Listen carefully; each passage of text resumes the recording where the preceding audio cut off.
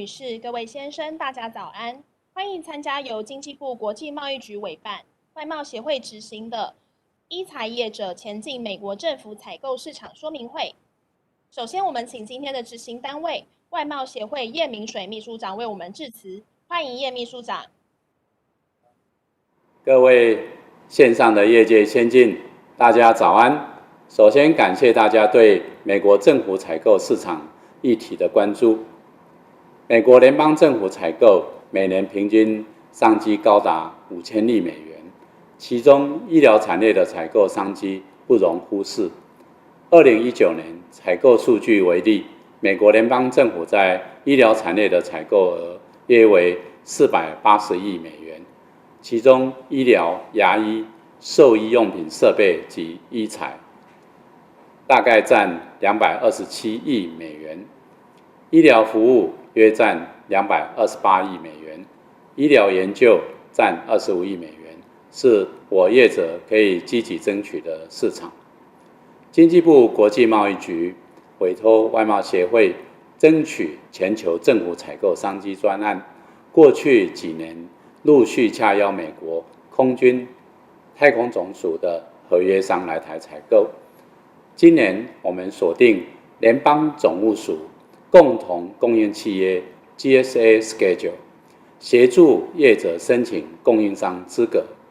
台湾因为加入世贸组织 WTO、GPA 政府采购协定，是 TAA 指定国之一，在美国政府采购市场上具有优势，值得进一步来开拓。本场说明会，我们将聚焦在美国联邦政府医材设备与用品采购市场，介绍医疗产业共同契约 VA Schedule 商机及两种进入方式。第一种进入管道是直接取得 VA Schedule 供应商的资格，透过产品上载到 GSA Advantage 网站，可更快速供货给联邦政府。另一种方式是以 VA Schedule 供应商合作，厂商不必维护合约及提供销售报告，可更快速切入美国政府采购市场。今天的说明会将帮助您了解如何评估适合您的进入管道。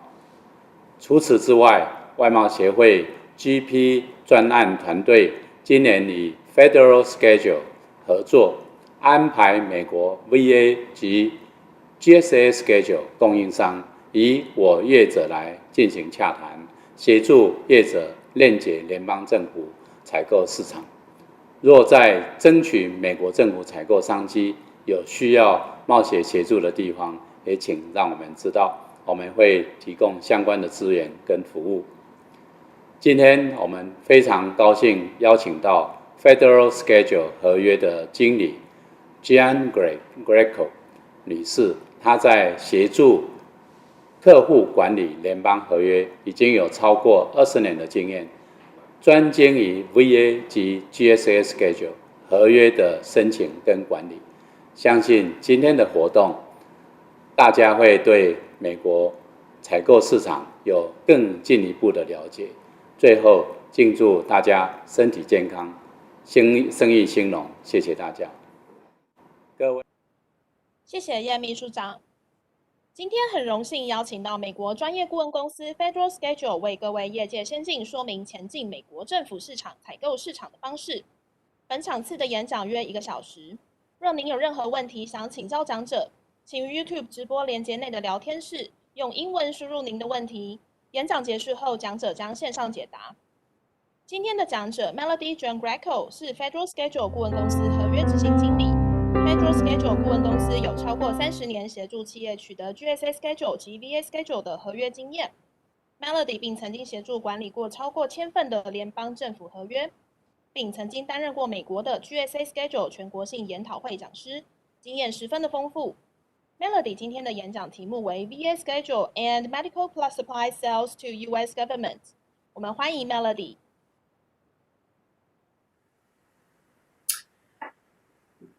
Good morning to everyone. My name is Melody Giangreco. I am an executive contract manager here at Federal Schedules. I have been with Federal Schedules for 22 years, almost 23 now, and it's my honor to be here today.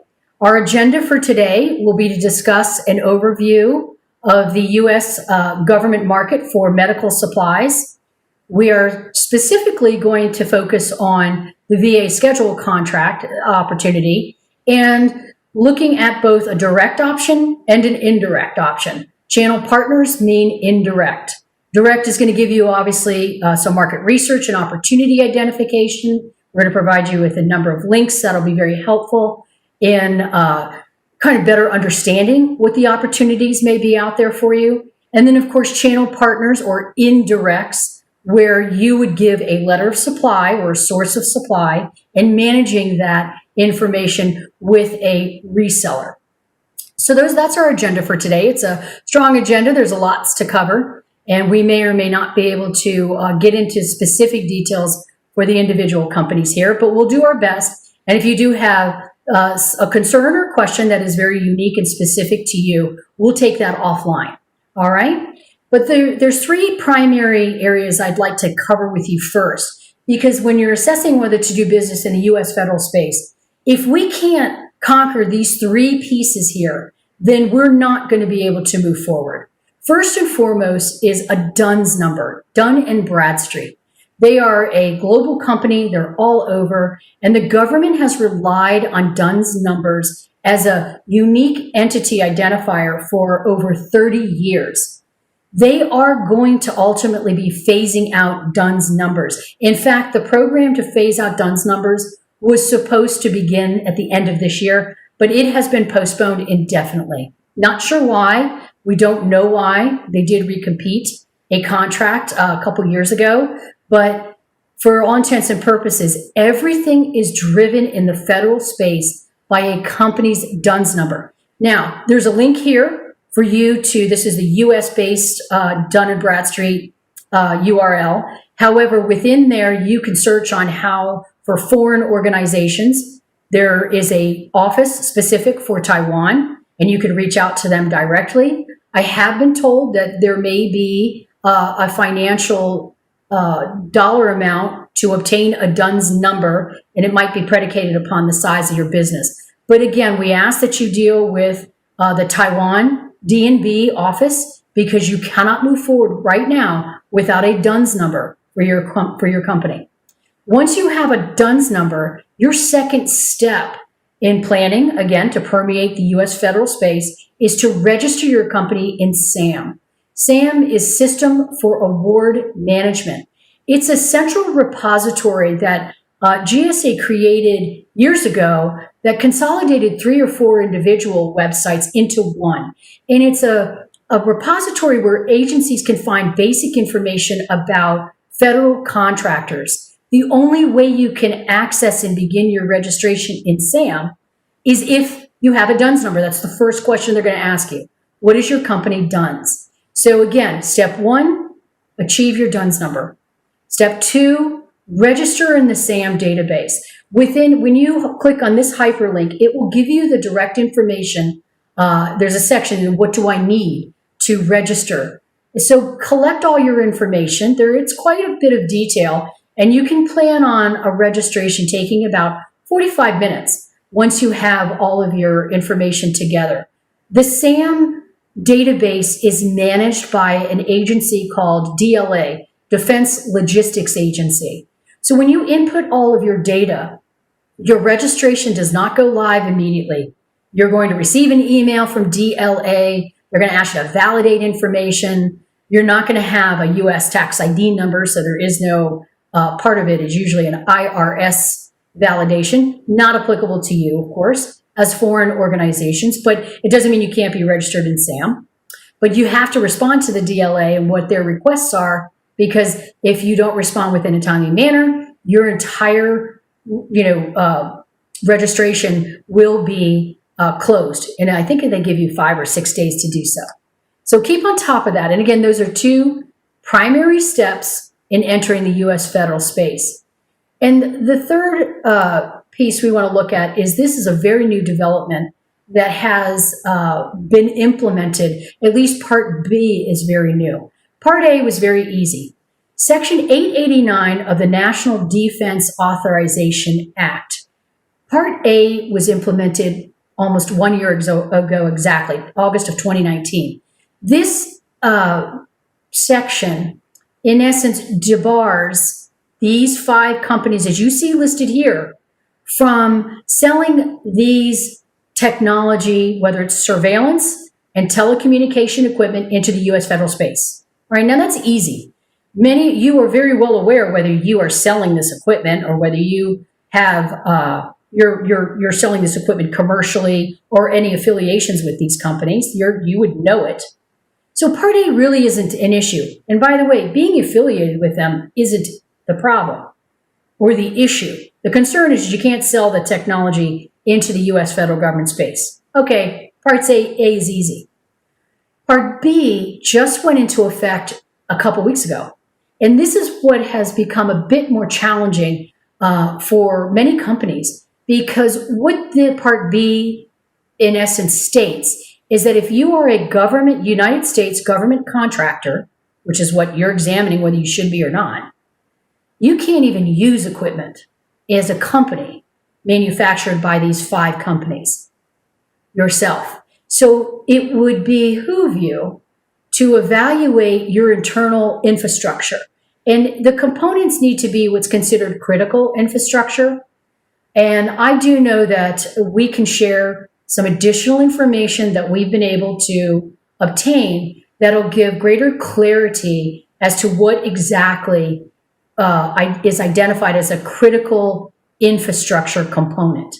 So if you have a router from Huawei that you're using and you're working from home and you're working on government work and you're a government contractor to the United States government, that's a problem. But it would behoove you to evaluate your company first. So examine the challenge this may present to you, if any.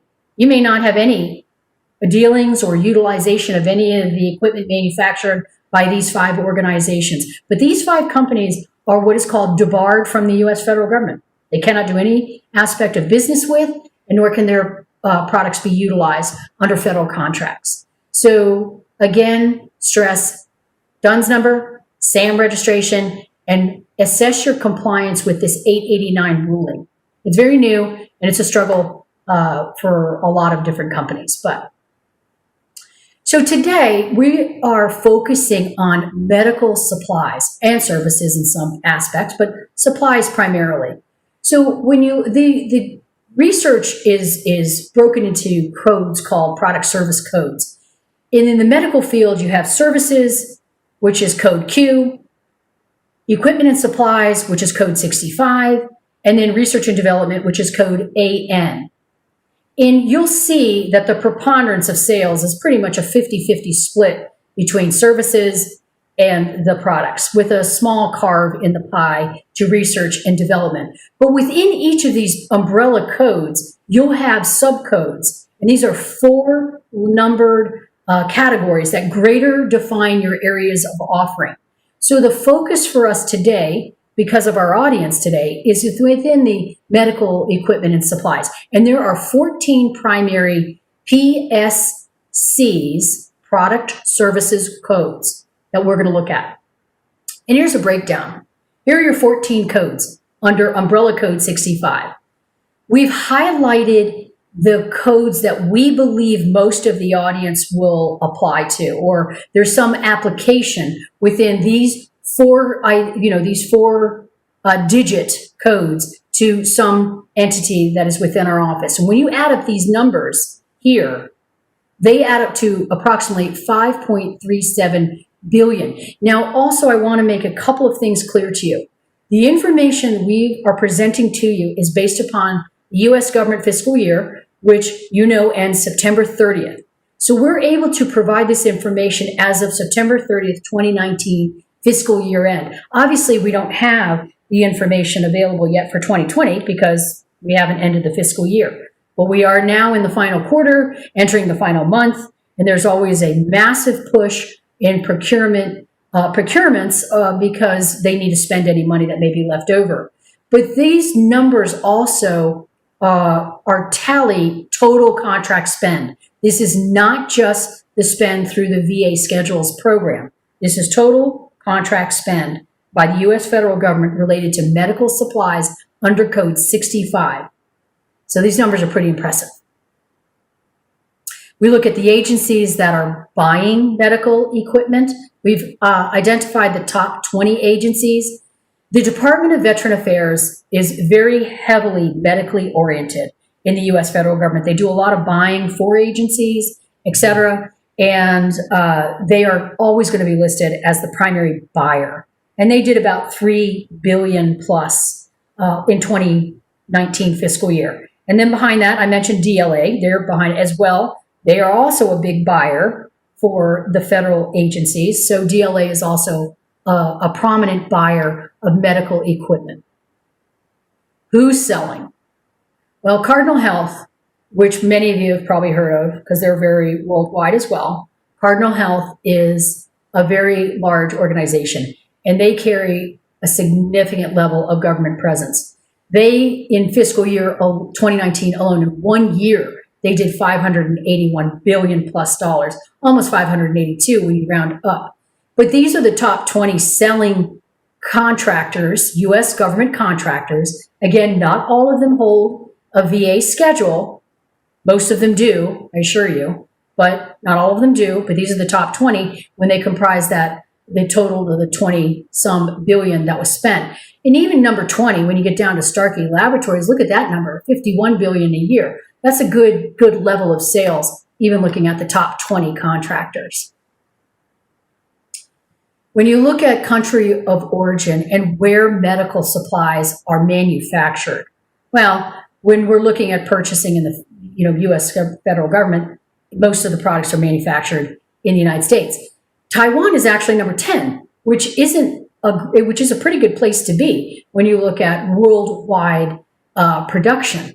And then there are countries that are not trade agreement compliant, of course. Taiwan certainly is. So we focus, though, on the level of dollar amount from Taiwan manufactured products is 1.2 million in fiscal year 2019. Certainly room for growth here. And that's where we're going to look for companies like yourself to expand this number. When you break down the 1.2 million, though, 6515 PSC is the primary. Most of it is under the equipment supplies. We did have some dressing materials, etc. Now, the companies awarded under the 6515 and the numbers there, these are your top 10 here. They may be resellers. They may not, and this is breaking down to 1.2 million, by the way, of Taiwan manufactured companies. But these are the top 10 companies listed here that are applicable to and making up the 1.2 million in sales. When you look at the VA program, so we have all the 20-something, $1 billion in medical supply purchases. Now we're going to drill down a little bit into our VA schedules. The VA schedules, there are 9 different medically oriented schedules programs. The pharmaceutical and drugs contract, which is the 65 IB contract right here, is huge. It's a $12.5, almost $6 billion contract vehicle annually. There's only 433 companies underneath that schedule. So, and I don't think we have anyone in our participating in our presentation today that is under that particular solicitation. But you could be, and it could be a portion of the business or something that you may be looking at. Again, behind that, the next largest contract vehicle within the VA program is the 65-2A contract or the 65II contract. Now, when I say the word contract, team, I'm looking at, when I say contracts, solicitation, the schedule, those words are all interchangeable. The VA publishes, these are solicitations, and the solicitations are identified based upon specific industries. You'll even find overlap within the industries themselves. So you may find that you could qualify potentially to pursue more than one VA contract, solicitation, schedule. You may find that because there's a lot of gray and overlap between these programs. But it's not necessarily always recommended, of course. We want to go where the agencies find you, what contracts they're used to utilizing, and this, looking at the top three here, which is the 65 IB, 65 II-A, and the 621I, which is our service, supplies, and pharmaceuticals. They round out the top three. But when you look at the number of companies that are awarded under these current VA schedule options, there's really not very many from when you consider a worldwide basis. So what is the VA program? First of all, the General Services Administration is a U.S. agency that was, the primary function is to serve U.S. agencies themselves. That's when you ask GSA, who's your customer? They're going to tell you, my customer are other federal agencies. That's whom we serve. And there's many facets to the General Services Administration, including creating policy. They are what's called the landlord. They do public and building services. They find housing, or not housing, but office space, build buildings, etc. So there's many functions to the General Services Administration. The one function and part of the GSA that we're talking about here is the Federal Supply Schedule program.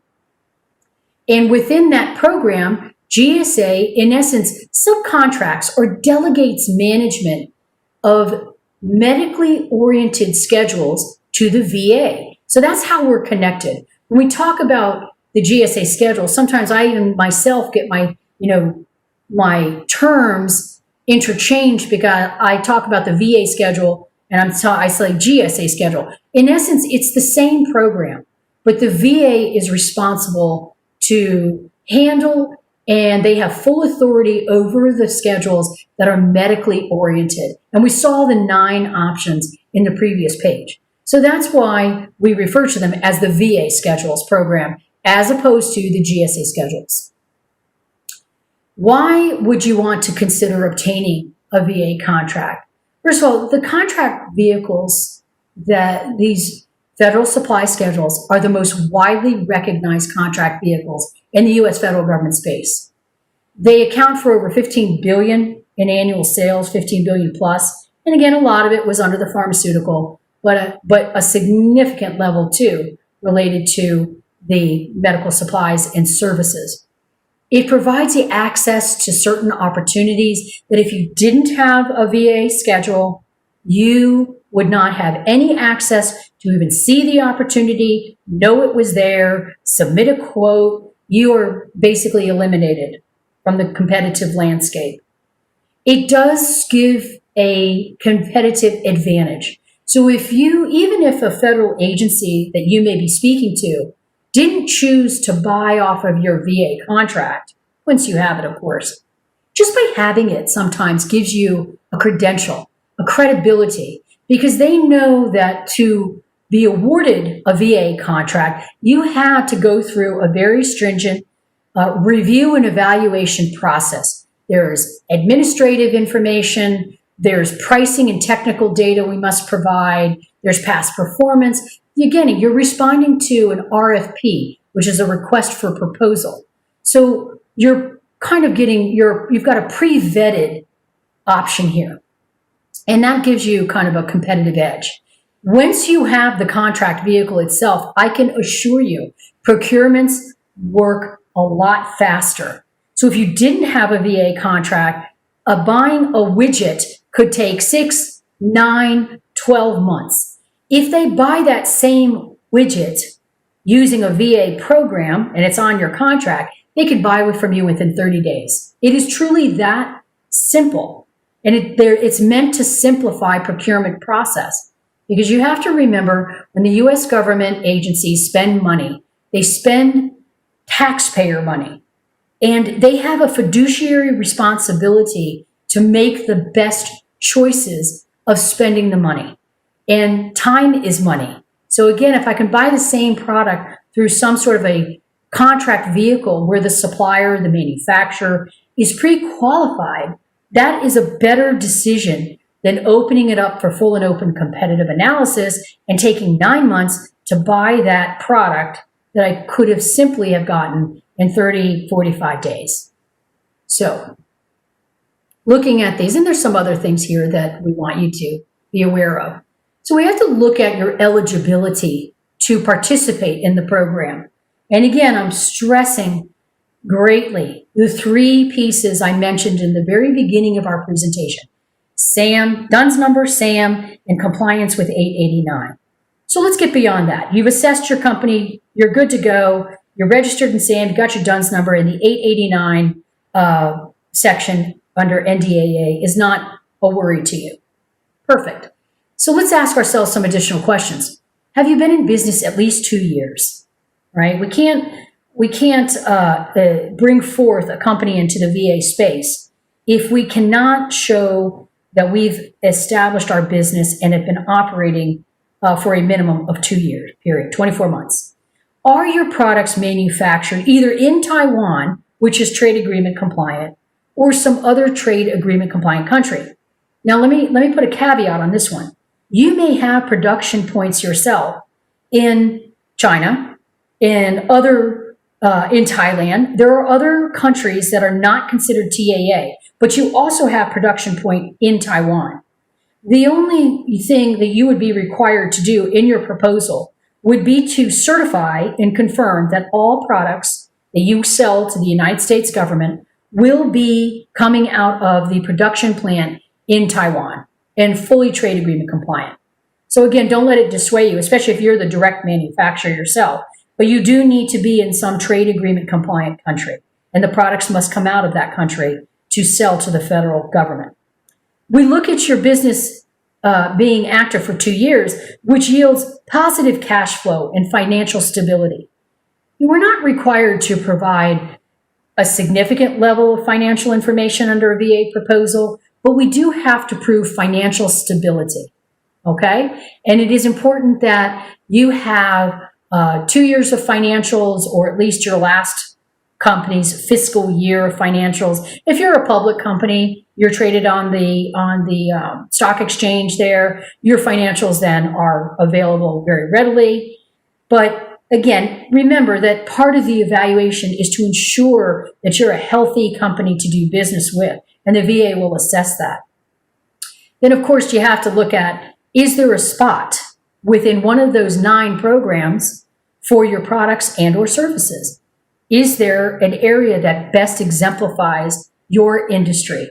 More than likely, yes. And those solicitations, those 9 options that we presented to you, are very inclusive and very encompassing of a multitude of products that could be available, especially in the medical arena.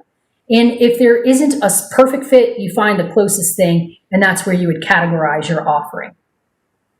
So there are certain insurance requirements sometimes that are required under VA contracts, whether it be a liability insurance. I'm not sure how applicable that would be to you as a foreign manufacturer outside of the United States, but these other 2 bullet points are applicable no matter where you are. Certain products will require Food and Drug Administration compliance. So we would have to submit, and again, we'd have to get into individually what your product offering is. Is there a requirement to have the FD&C Act compliance requirements? If so, what's the process to obtain that and to make the proper certifications, provide information to the VA that your product will fulfill that. And then any reagents, which are the chemicals used for testing and laboratory, there are certain requirements for those as well. And that is a specific requirement under the 621 II solicitation. So that, to my point as well, these solicitations, while all very medically oriented, and most government solicitations are uniform: administrative, technical, pricing, proposals, those 3 sections when responding to an RFP.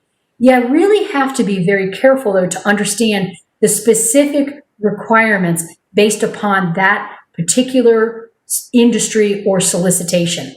Because there could be something in the 621 2II contract that has no bearing in the 65-2A contract, for example. So that's where, again, you really do need to be very aware of what the solicitation requirements are, what you're required to submit, and answer those requirements in full for a successful proposal, of course. So who can purchase from your GSA or VA schedule? See, there you go. I just did it myself. I'm so used to saying GSA schedule, but again, we're talking about the medical specific solicitations, so they are the VA schedules. But all U.S. federal government agencies are authorized to utilize your VA contract. That includes DoD, civilian, intel agencies, healthcare agencies. Some government-owned corporations are also authorized. And then there's some various institutions. For example, I'll give you one, the American Red Cross, which is a very not-for-profit disaster recovery organization. They have full authority. They can use both GSA and VA.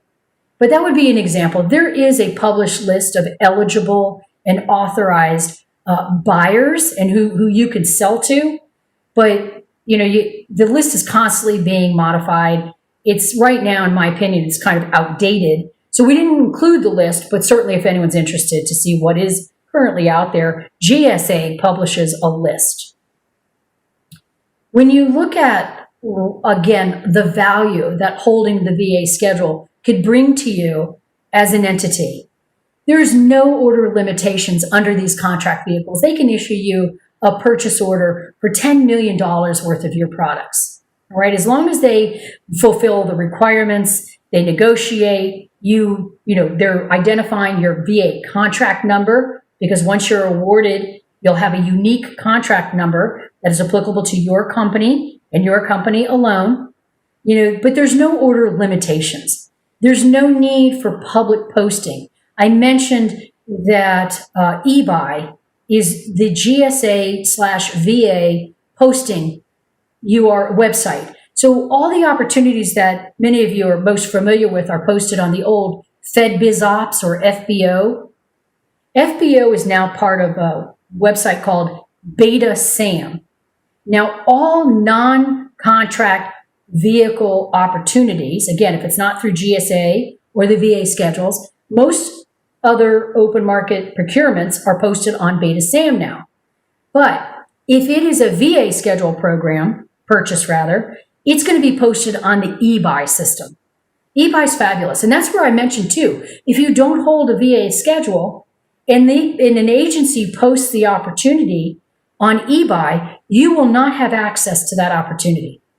You will have access to the opportunities posted on the Beta SAM/FedBizOps site, because that's public posting. Everyone is eligible to submit a bid if you qualify, of course, and you'll have access to those opportunities.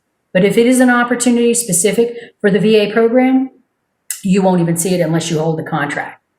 Your VA contract will have pre-negotiated terms, conditions, pricing, and all of that is deemed fair and reasonable. So when an agency buys from you, instead of having to repeat all of the things that the VA does in advance to award the contract to you, that's eliminated. That's why it's such a it streamlines the procurement requirement, because an agency individually would ordinarily have to go through the entire exercise of qualifying your company before they buy from you. When the VA does it for you already, then it's a matter of that agency simply issuing a purchase order. Maybe they'll want to negotiate on the task order level, because they can do that. Just because the VA awards and negotiates pricing with you on the contract level, when you're dealing with an agency on the task order level, depending upon how big their order is to you as well, they could potentially ask and seek deeper discounts from you, because they know that your VA schedule price is a ceiling price. So it's perfectly acceptable, and it's perfectly acceptable for you to say no as well. But if you're trying to permeate the federal space and the additional discount request is reasonable and you have the ability to grant it, especially on larger volume orders, then you're perfectly well within the rights for you to do that and say yes and give them additional concessions, or sometimes in the form of additional monetary concessions. So let's see. There is a rule I want to talk to you all about that is specific to the Department of Veteran Affairs. There is a case that came down through litigation in the Department of Justice with a company called Kingdomware. And we could teach a whole class on what the litigation was related to this, but at the end, the results were very narrowly identified.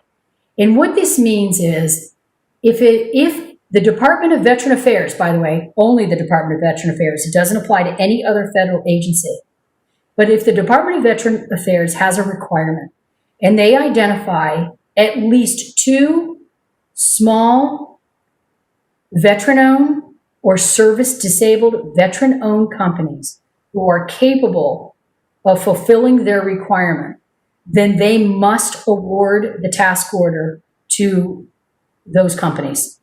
2 or more, by the way, there has to be at least 2. If there are not 2 qualified companies, then they can buy. There is no rule of 2. So there is if you are a veteran-owned, which is VOSBS, veteran-owned small business, or SDVOSB, which is service-disabled veteran-owned small businesses, you have to register onto this VIP database. Just having a GSA schedule doesn't or the VA schedule doesn't automatically put you in to the database. But if you qualify to be there, there's a registration process. And you could search that link. We've given you a hyperlink because I think it would be reasonable for you to do some competitive evaluation on, are there veteran-owned and service-disabled veteran-owned small businesses already out there who have products like and similar to yours or under the VA program, and VA is your target agency. So consider that. That may make your decision a bit easier to say, look, there's 10 companies out there who are already service-disabled or veteran-owned small business, and I can't meet that criteria, so therefore that's a pretty black and white decision for me. So it's a very interesting read, the case law and the Kingdomware decision. You can certainly Google it and find research about it, and just read the case itself. It's quite interesting. But the ruling has stuck. We don't find it to be very fair, but at the same time, that's the ruling. So if you do find, let's say, for example, we talked about that direct versus indirect. Let's find when you've gone through that assessment of your company. You don't have a DUNS number, you're not registering in SAM, you cannot comply with 889. You've asked yourself that you haven't been in business 2 years, your financial health isn't all that great. You may find that you'll be better served going through a reseller program. And this shows a side-by-side comparison, though, of the differences between the programs. Obviously, if you go direct, if you submit a proposal that is directly in your name and your business name, and we submit a proposal to the VA, you're going to have that direct privity of contract, all right? And expand, you're going to have the relationships under all the task orders directly with the agencies because you're going to be speaking to them directly. You're going to set up your pricing. You're going to have greater pricing controls, etc. Versus indirect, that's where you're going to give that letter of supply because it's not the right time for you to go direct. And you're going to have to look at potential conflicts of interest. So you're going to give your letter of supply to a company who may also sell a competitor's company products that are very like and similar to yours. So is there a conflict for you with that? Normally, when you have a letter of supply and you give it to an existing government contractor, there's little to no contact with the end user. You don't get to build those relationships. You also, most significantly, you're going to lose your establish to set the selling price. The only price you can control is your sale price to that reseller. And then they're going to establish the ultimate end user sale price. And we can't do what's called price fixing and tell them you have to sell it for this. So I think there are some benefits to both, though. A channel partner relationship could be very lucrative, especially if you assess right now that it's not the right time for you to go directly. You may find that the channel partner and having a reseller is your best option right now. Get your, kind of foot in the door, perhaps, see how it works out for you. And then 2 years later, maybe even 3 years later, we then feel more comfortable with taking a more direct option into the federal space. So a lot for you to consider. Here's some more comparisons for you with, consider obtaining one directly versus indirectly. So only you can, determine the best avenue for your company. And there is no right or wrong answer, by the way. Again, there's pros and cons to both programs. Administratively, holding your own contract is going to have a continuous requirement for you to have contract administration. You're going to have reports to, sales reports to file. It's important that you have your internal resources. Plus, you're going to have your own direct marketing and sales experts, because just holding a VA contract doesn't mean the opportunities are going to start coming to you directly. They may not, though. There's still going to be that direct marketing requirement versus indirect, where you can really offload a lot of the responsibilities to that partner, the reseller, because they're going to have direct marketing campaigns. They're going to be the ones talking to the agencies. They're going to hold the ultimate responsibility for sales reporting and other reports that may or may not be required by nature of how their contract is awarded. So again, you're going to have to make that decision internally. We're giving you, though, the questions to ask yourself whether what's the best avenue for you to pursue.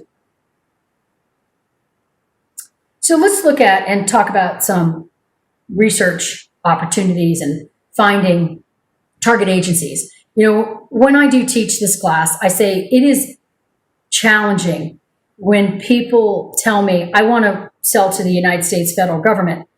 And I need to take a step back and tell them that's a massive undertaking. It is best to identify certain target agencies, because the entire United States federal government is a massive business organization. So we got to take a step back, especially if you're very new in the U.S. federal government space, and really find specific agencies, perhaps, that you are interested in marketing to. Now, I'm not saying, close the door off if somebody from DLA calls you.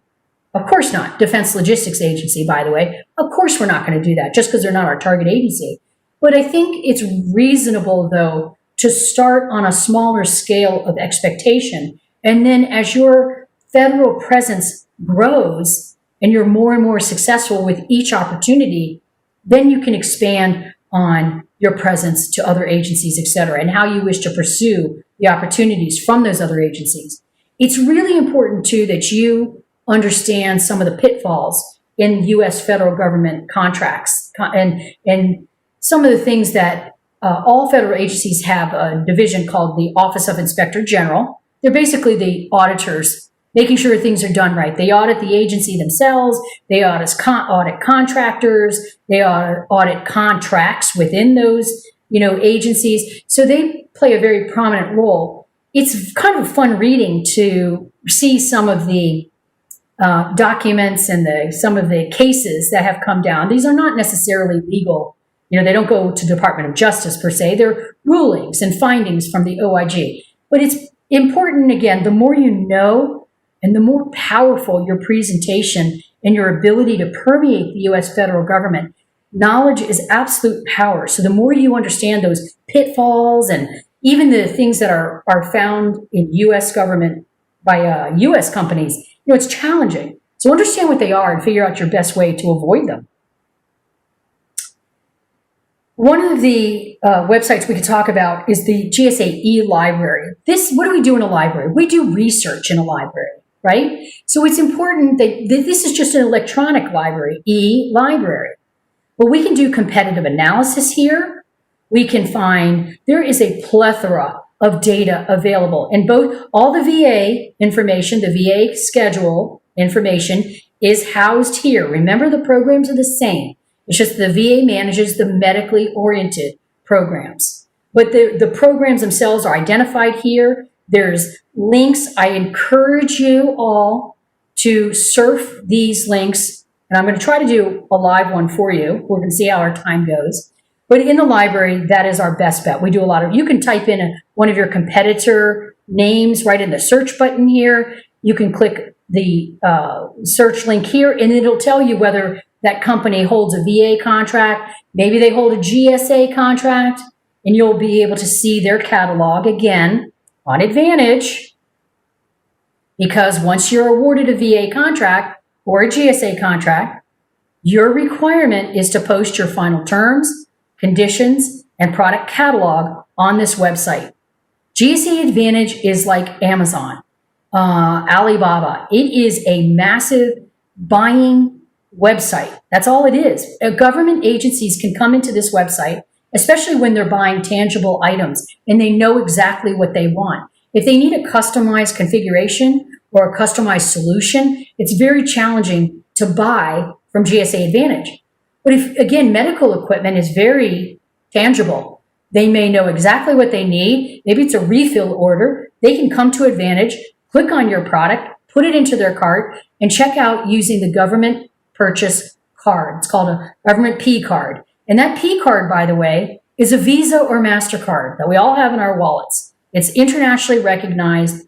It does yield to a recommendation. You should be prepared to be able to accept a credit card, Visa or MasterCard, for payment. And it's beneficial for you to establish that with your banking institution in Taiwan, and they'll process it for you. But GSA Advantage is an excellent website if you offer tangible products. It's not great if you have configured solutions and you have to put bells and whistles together, or if you're services, but still mandatory. And again, an excellent resource tool for you. So this is one that I'm actually going to launch live, USA Spending. And I tried to be best prepared for this. So I'm going to click here and launch the website that I created for you. And hopefully you all can see that. I'm on the library. I just told you what a library was and what it was, electronic library research. I typed in just the word respirators. Very hot topic right now. Obviously, we're all worldwide global pandemic. We're all affected by COVID-19. Respirators are a big purchase. When I look and I type in the word respirators and I click the search bar, I'm taken to the 65-2A contract, which is, again, the preponderance of my audience today is going to qualify for that particular solicitation contract. In the subcategory for respirators underneath the 65-2A contract is Alpha 49, oxygen respirators and resuscitators. So let's click on this.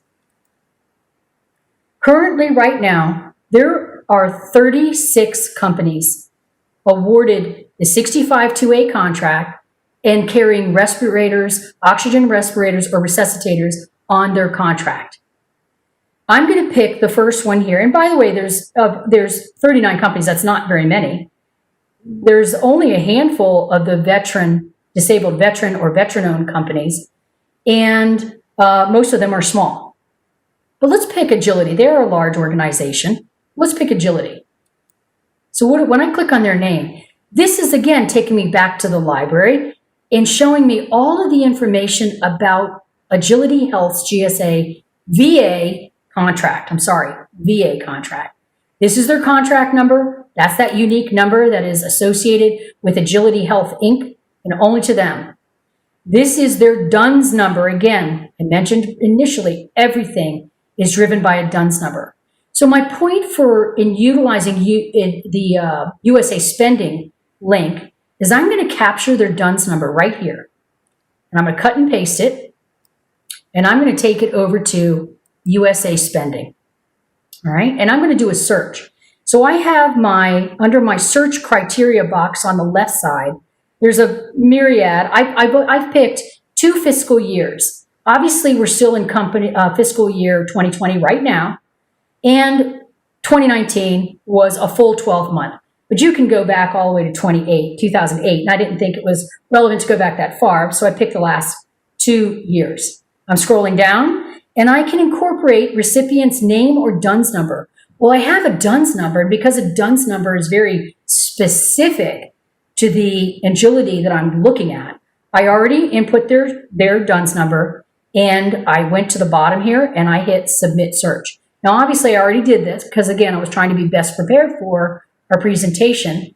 And look at this. It shows me all their contract awards, 119 awards in the last 2 fiscal years. And again, we're still in 2020. We haven't even closed that out. I can click on any of these IDs here to obtain additional information about who bought, what they bought, not specifics. It won't give me exactly the quantity and the products specifically, but it's going to give me insight into who their target agencies are. And that's going to help me assess my target agencies, because Agility may be a direct competitor to you. So we can, again, there's a plethora of options up here. We can identify by time. So in 2019, by the way, they only did 38, what a great problem to have. US dollars, of course, $38.8 million in 1 fiscal year. By comparison, in 2020, they've already done $240 million plus, almost 241, because like I said, we're not even to the end of the fiscal year.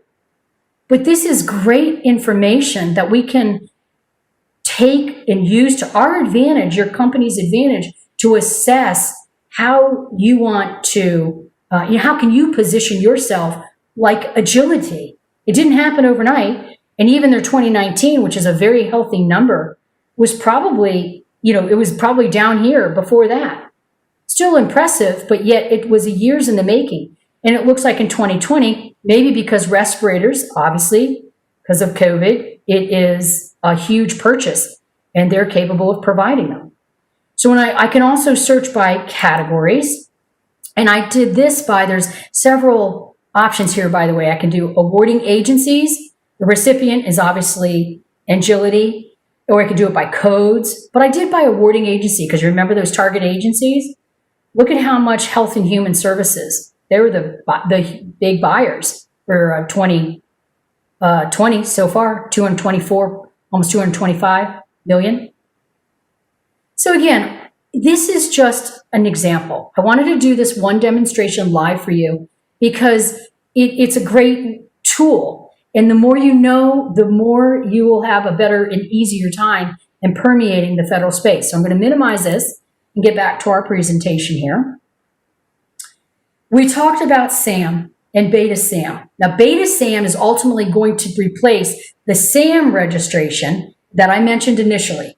Your company's registration is on sam.gov. Now, Beta SAM is a work in progress, basically. GSA is consolidating now 13 individual web pages into the SAM, Beta SAM portal.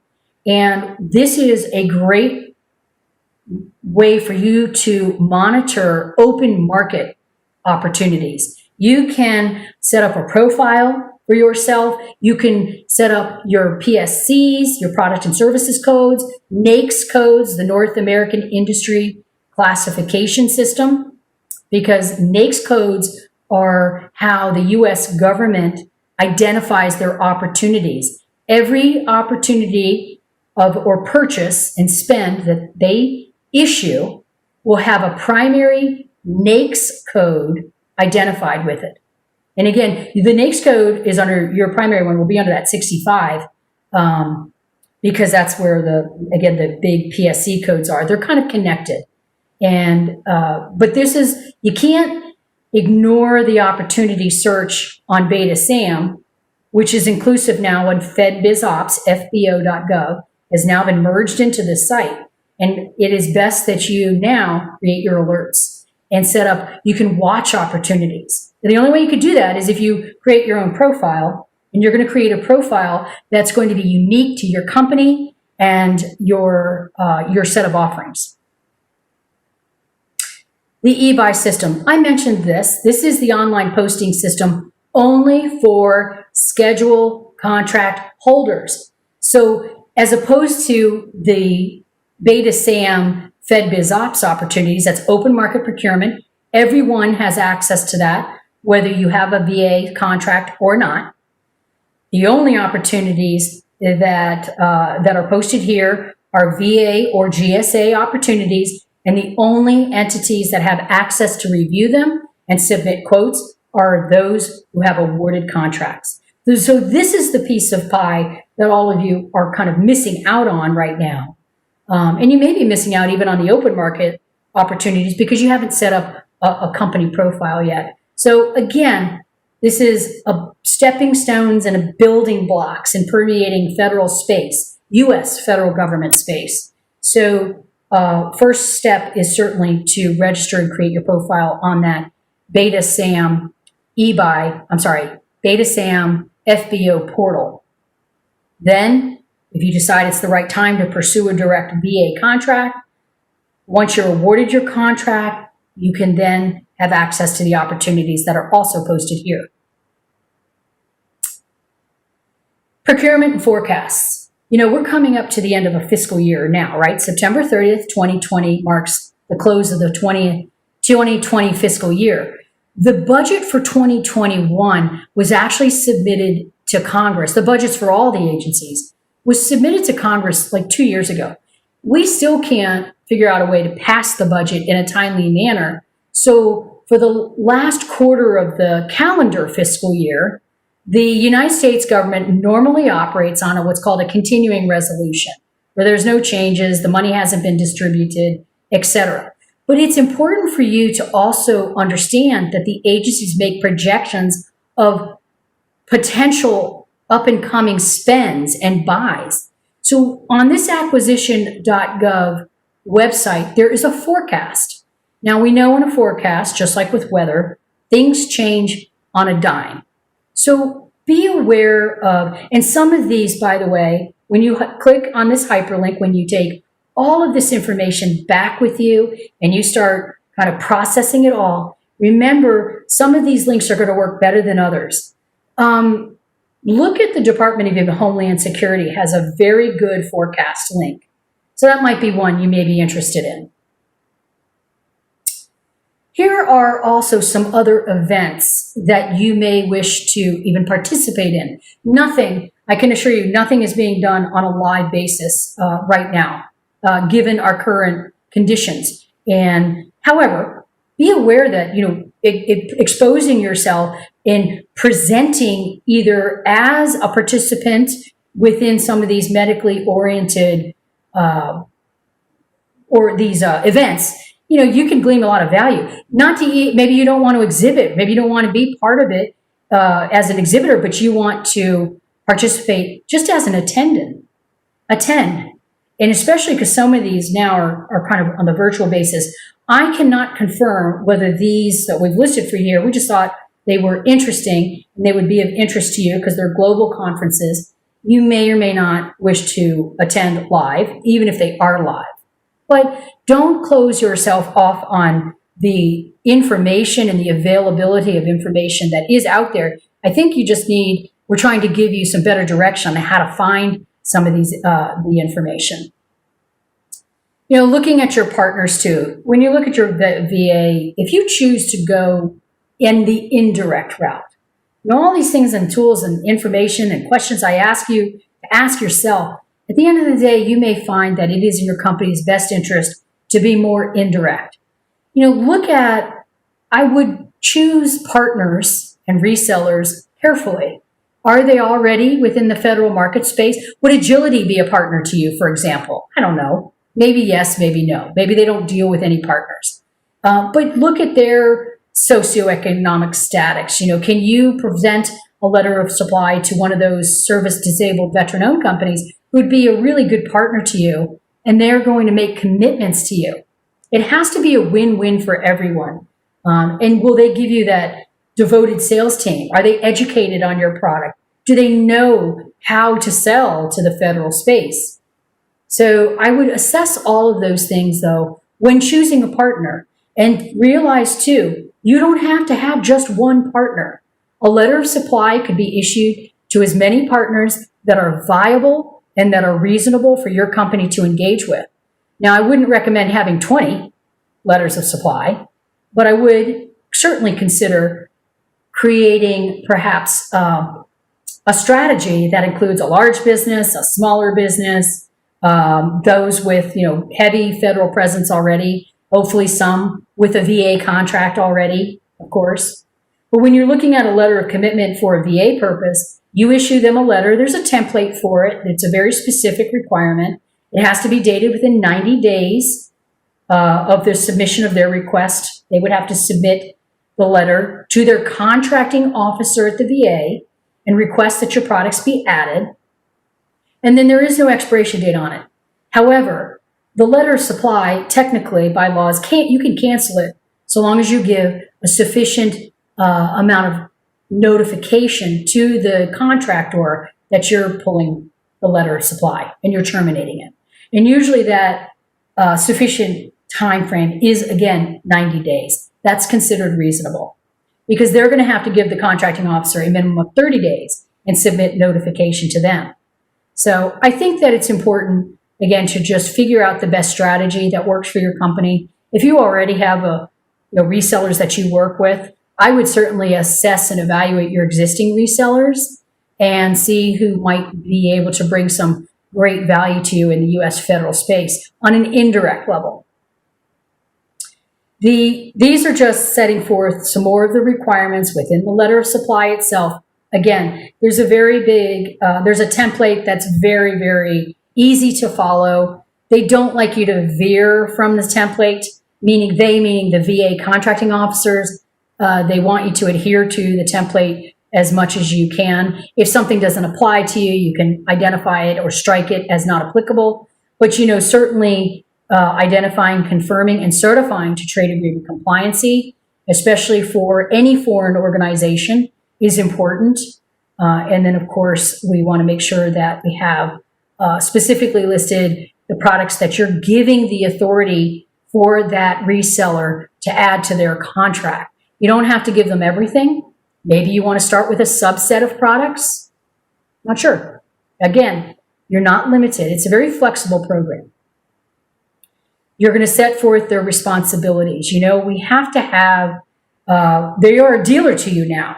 So you can't set the price. They're going to set the actual selling price. But there's points of contact. They're all of the administrative details to help them be successful need to be supplied by you. And these are, again, information that you provide in your letter of commitment.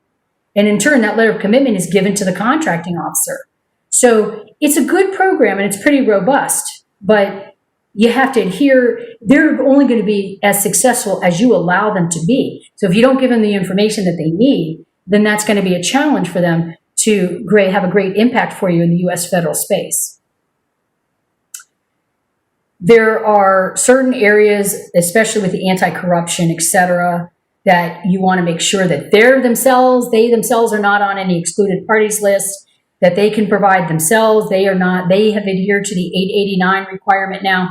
I mean, again, we're giving you these tools to assess your best partners if you choose to go the indirect route. And some of these may not be applicable to them. But when you have a reseller agreement, most of your agreements are inclusive of things like cancellation of orders and return policies, et cetera. And then, of course, your intellectual property. I mean, at the end of the day, you own the products. You're not giving away any intellectual property. We have patent and trademark here. I'm not quite sure what your Taiwan, what it is in Taiwan, but I'm sure there's something similar to it, because even though products might be maybe like and similar, your product may have some individual component that makes it do something else that no two products are exactly the same unless you're the manufacturer of both. So this is where we get into some intellectual property rights. And this deals a lot too with a lot of like software technologies.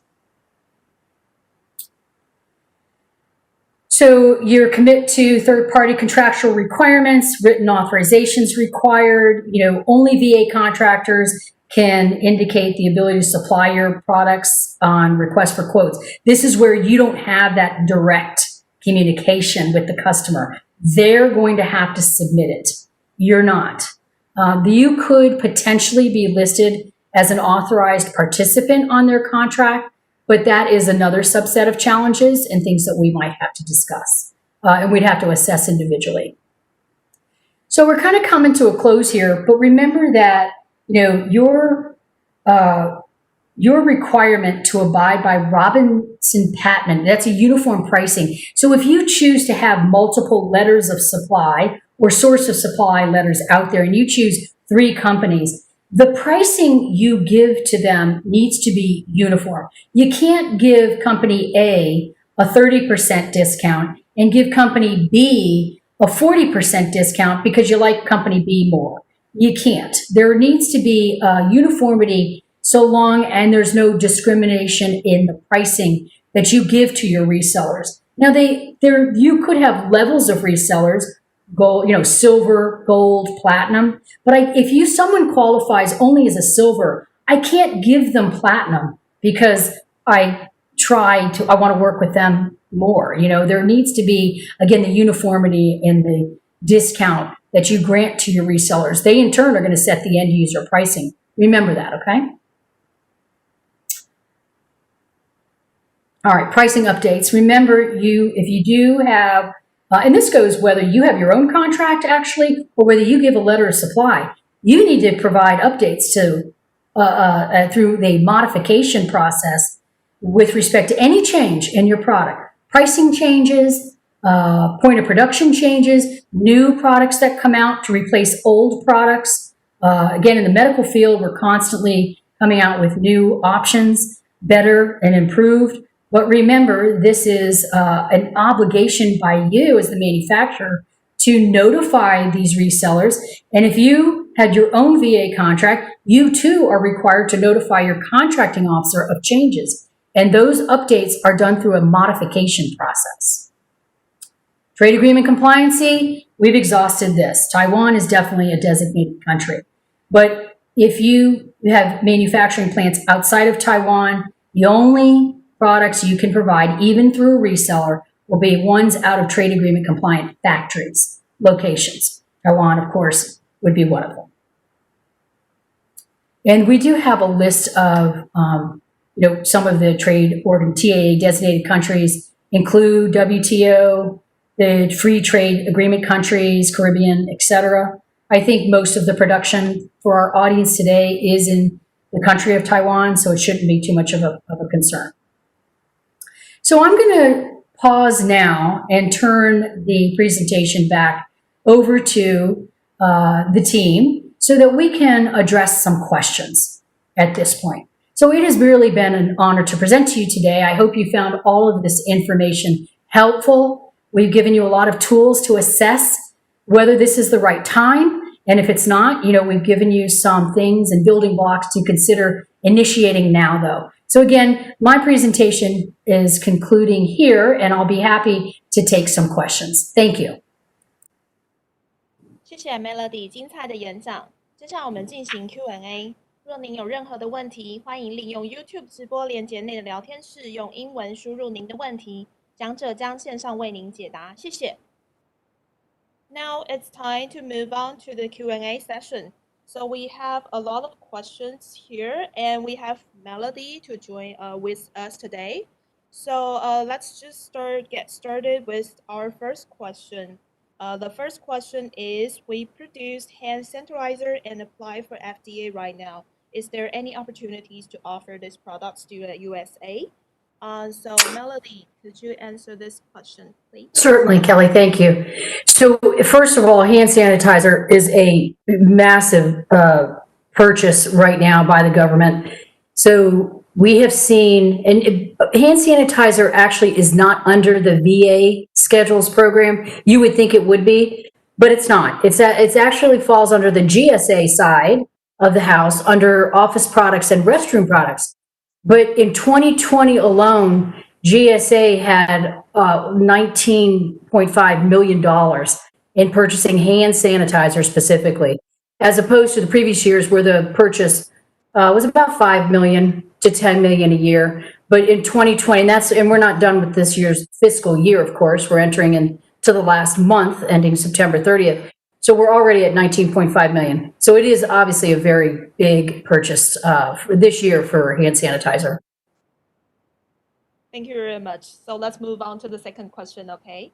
The second question is, if the product produced in different locations, countries, we just identify where the products are produced as long as it compliant with the TAA. Is that correct, Melody? That is correct. Certainly. Your products don't need to be made in Taiwan. If you have production in Cambodia or Japan, but that's perfectly acceptable. But you can't be, if you have production points in Vietnam, that's not acceptable. Thailand is not acceptable. It just needs to be produced and come out of a trade agreement compliant country. Okay, thank you, Melody. So let's move on to the next question. I think it has a little bit related to the second question that you just answered, but I'll just repeat that question again. Should China, Vietnam, Cambodia, or other Asian countries fall into the category of TAA countries? Melody, please. So you have a mixed answer here. Some of those that are specifically listed there may, as I mentioned, Vietnam will not, but Cambodia, for example, does. Shall China will not. But what I'll commit to doing, as well as we have a updated and current list of all trade agreement compliant countries that we can distribute the link for that. And I think it's best for everybody references the most current list, because the list is changing and it does change through time, and they add and they take away. So for the most part, though, you're going to have a mix. And my answer for those countries referenced there, it's a mixed answer. Some are yes and some are no. Okay, thank you very much. So we still have a lot of questions here, so I just repeat that one by one, okay? So let's move on to the next one. Could you explain again, if some of the products are made in China, can they be procured by the U.S. government? Thank you.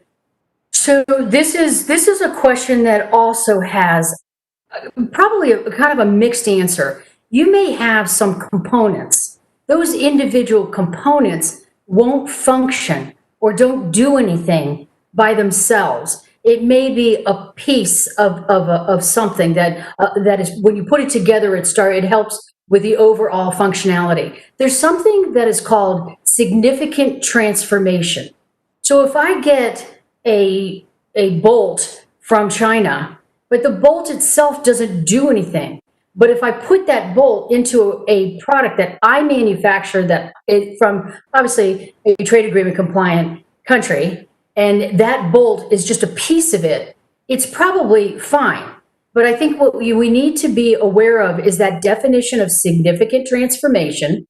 And, again, that might be best served with some legal counsel for that determination. And if there's ever really a doubt and you wanted something very official from the government, the Customs and Border Patrol, believe it or not, U.S. agency, they can make the determination. It takes several months to obtain it, but you can submit your product, the components and the configuration of your product, and they will make a determination on whether you can truthfully and accurately state that my product is trade agreement compliant.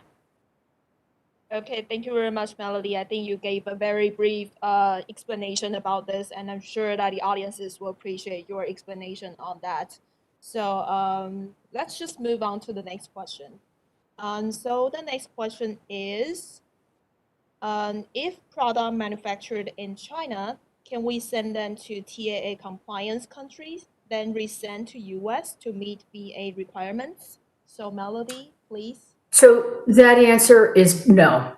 That's where, and this is I'm glad this question came up next, because this is a great definition of not significantly transformed. I mean, again, if I put it all together in China and I ship it to Taiwan, right? And then I box it in Taiwan, so it comes out as a component of Taiwan or from Taiwan, that doesn't matter. You're not significantly transforming the end product delivered to the US government. So it will not meet the requirement.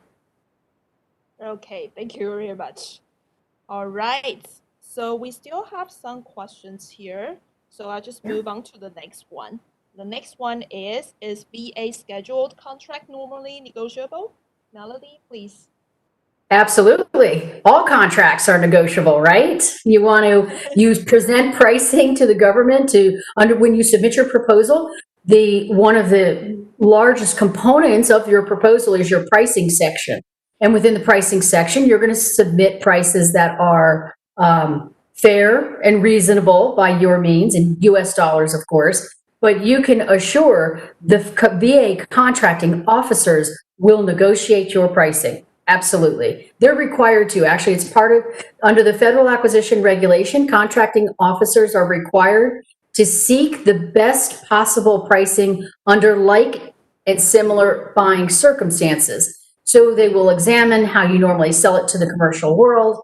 They would negotiate against those practices even and negotiate the best possible price. And in addition, the VA contracting officer negotiates your contract price, but on the individual task orders, as you start winning business through your contract, those contracting officers, there's like an unwritten expectation that you discount even further. So it's very important that when we present a proposal to the VA, that there's room for not only their negotiations, but the task order negotiation on your pricing as well. And you can do other concessions. There could be volume negotiation, volume discount negotiations, or maybe prompt payment, just some other negotiations or incentives that would incentivize the agencies to purchase from you.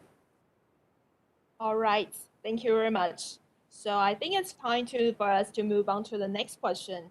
The next question is, as you mentioned, we have several competitors that might be interested to work with reseller. So how reseller to manage this situation? Melody, please. This is a great question, and I'm not sure I have a very straightforward answer. I don't, because every reseller has a different program. They're going to, at the end of the day, they're going to market the product that's going to yield the most profitability for them. I mean, that's just the way it's going to be. So I think it is probably if you're thinking of the reseller channel to permeate the U.S. government, I think that's a very valid question when speaking to a potential reseller partner, knowing too that partner may likely carry competitive products on their contract as well. At the end of the day, they're going to either push the product that the agency specifically wants, or they're going to push the product and quote the product where they're going to make the most margin. So it's really imperative you keep that communication and understanding of their program, but there's no one set program. Not everybody has the same applications. All right, thank you very much, Melody. I think we still have some questions here. I think our audiences have a lot of questions and they really want to ask you during this session. So Sure. I appreciate your time with us. So let me just move on to the next question. The next question is, where can we find customers, meaning VA hospitals, buying criteria? So Melody, please. So the VA, that would probably, our best resource for finding specific hospitals will most likely be within that USA spending research, finding the specific either sub-agencies within an agency that are issuing task orders and buys, either using the VA contract or, again, open market. Not everything is through the VA schedules program. Of course, they don't have to. It's non-mandatory. But I think that's our best bet. That would probably be our greatest resource. So I would recommend doing some searching on the USA spending link that we provided, and we did do a little bit of a live demonstration with that today. So you'll find probably some pretty good information about the specific offices and hospitals that are buying currently. Thank you very much. I appreciate that answer, because I'm sure that the audiences will check the link and find out the information they need. So thank you for reminding us on that information, and we'll follow up on that. So let me just move on to the next question. The next question is, what do we do if we cannot find a product category in GSA e-library? Is it possible to apply a new category? So Melody, please. So there are two options here. Under the VA, first of all, I will say this. you're correct. There is not a listing of absolutely everything that is out there in the medical field or the medical industry. Now, we have to look at, in some cases, the best categorization, even though it's not necessarily using that your term or your verbiage. So I think that there's usually a spot for you. Now, under the GSA side of the house, there is an option for what's called like a new, it's open-ended. It's kind of ancillary products and services, new products and services. It is a classification where if something is specifically not identified elsewhere, we put it here. But I think when it comes to the VA and the medical supply contracts and even the services side, there's usually a category that we find that is like and similar to the medical products that are out there, and we find the closest categorization. All right. So thank you very much, Melody. Due to the time constraint, we will take the last question. All right. So Okay. the last question will be, after register for the VA GSA member via SAM, what do we do in posting our products and looking forward to the opportunities for buyers from platform? Melody, please. So SAM, the System for Award Management, again, as I mentioned, is a mandatory registration portal that transcends beyond just the VA program and GSA. Again, if you're going to do business in the United States federal government, your company must be registered in SAM. All right.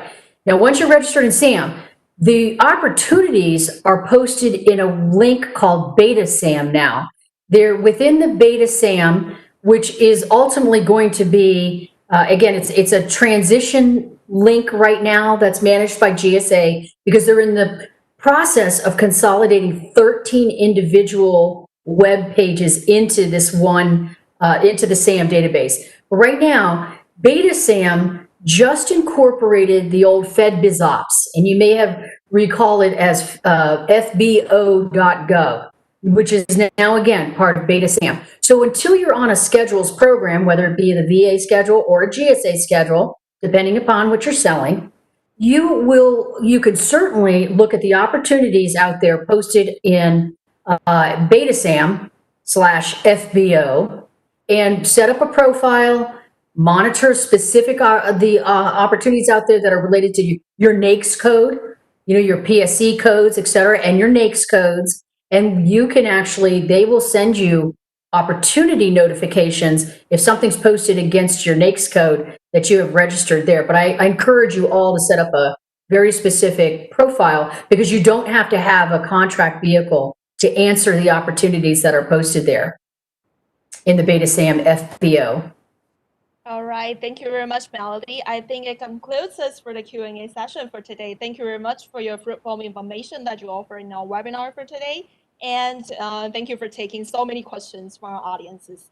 Thank you very much. Absolutely. My pleasure. Thank you so much. Absolutely. Thank you so much, everyone. 谢谢 Melody 精彩的演讲。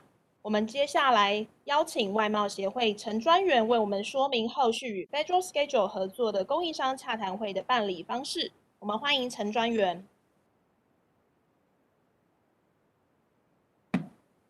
各位线上的厂商朋友们，大家好！